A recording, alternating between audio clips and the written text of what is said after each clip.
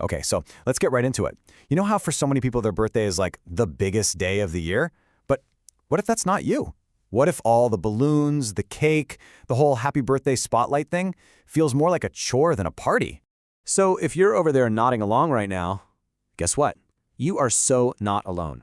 Way more people feel this way than you'd probably think, and honestly, there's absolutely nothing to feel bad about.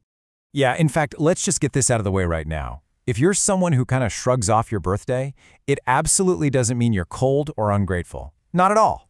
It's actually way more than just a simple preference. See, feelings like this, they often point to something a lot deeper, something about the way your mind is actually wired. So instead of seeing it as some kind of negative trait, think of it like this. Your indifference to your birthday might actually be a window into some really strong, really positive parts of your personality. So let's break down what's really going on here. All right, first up, we've got to look inward.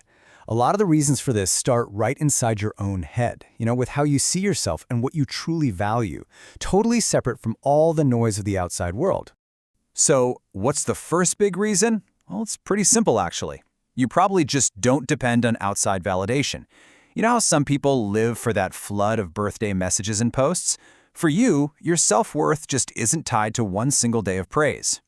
It's like you carry your own validation around with you every single day.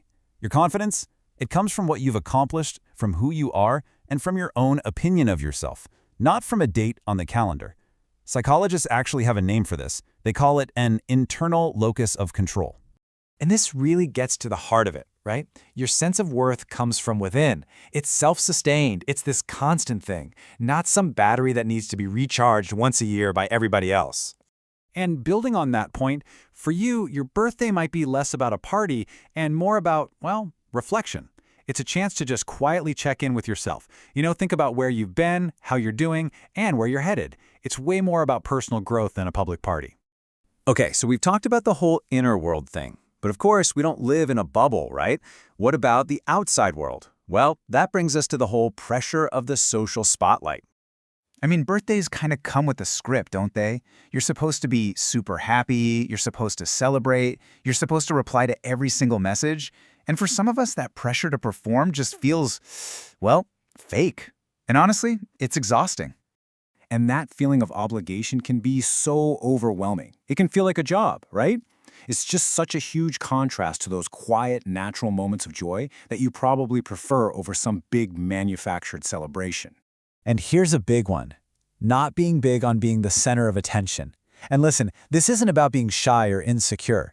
It's just that for a lot of people, especially introverts, being the focus of everyone's attention it's genuinely overwhelming. It's not fun. So avoiding that spotlight, that's just you protecting your energy and staying true to yourself. And all this stuff, the discomfort with performing, with the social spotlight, it all points to something deeper. A value system that's all about authenticity over tradition. I mean, just think about it for a second. What really means more to you?